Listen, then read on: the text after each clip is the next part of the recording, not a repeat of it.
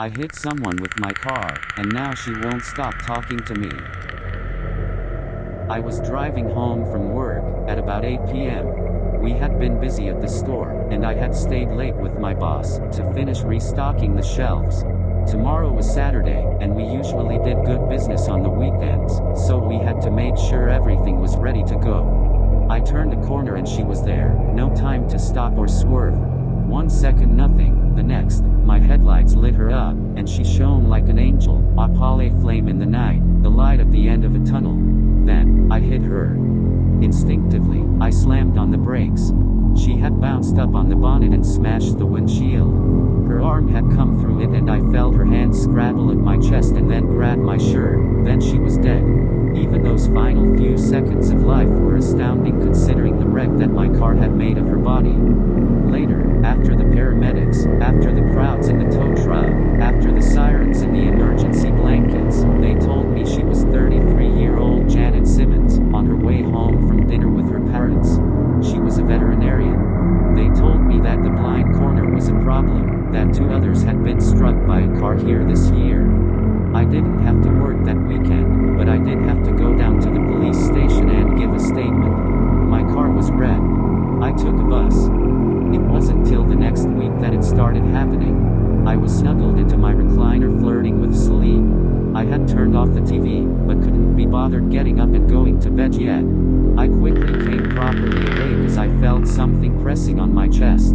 It was pitch black in the living room, and I reached down and grabbed my phone to shine a light and figure out what was on me. It was a hand, clutching my shirt.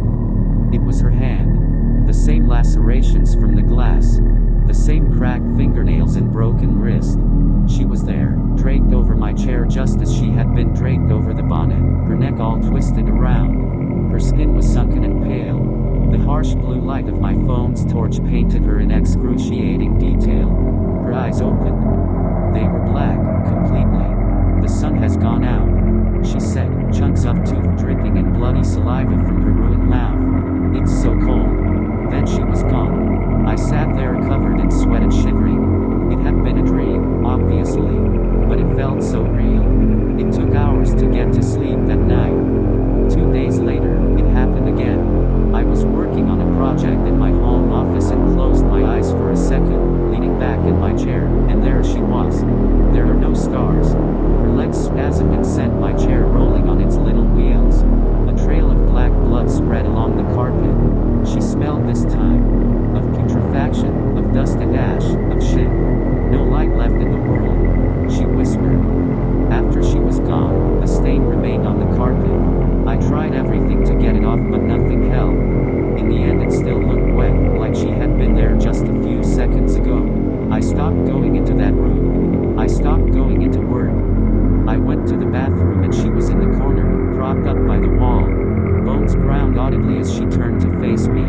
I couldn't stand to be alone anymore, she told me calmly. I screamed myself hoarse in the darkness, hoping someone would hear. The sound rang out and away, it reverberated into the void, and then out there somewhere, something heard it. I went into the kitchen and she was draped over the fridge like a trophy hell. I could see the lumps of bone from her shattered ribs pushed up against her skin. It's coming now. It comes with an entourage. It comes with a crowded host of sycophants. It comes with a dancing, capering reel of horrors. I couldn't use the kitchen after that. The fridge was crusted with all manner of rotting viscera, and bugs were everywhere. I went out to get some food. On the street, a woman with a stroller grabbed my arm as I walked past. She pulled me close and whispered in my ear. It comes with the dregs of a million worlds. It drenches them in its glory, and the foul things that live afterward are swept up in its wake. In a restaurant I had picked randomly, a waiter took my order. I glanced around at the other tables in the room. It felt like everyone there was watching me, but if I focused on anyone in particular, they seemed to be acting normally.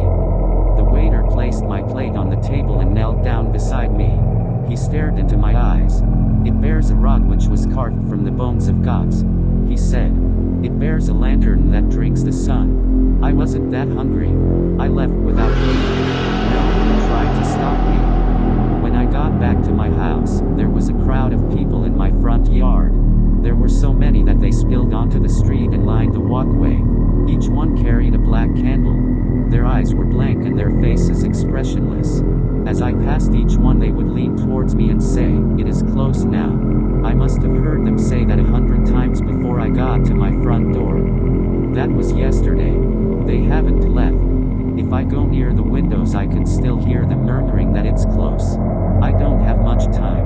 I haven't seen Janet again, but I think I understand now. She's linked to the thing. I'm linked to her. If I'm not around anymore, maybe it won't be able to find its way here. Don't worry, I don't have the willpower for suicide. I'm gonna go hiking. Get myself real deep into the woods in a national park that's near here, miles and miles away from anyone. Maybe then, if this thing shows up where I am, it'll just take me and leave. Maybe it'll be the apocalypse, and I'll ride it out away from everyone. And yet, maybe it's all in my head. A little camping won't do me any harm if that's the case. If it's not, well, good luck with whatever comes, everyone. Stay safe.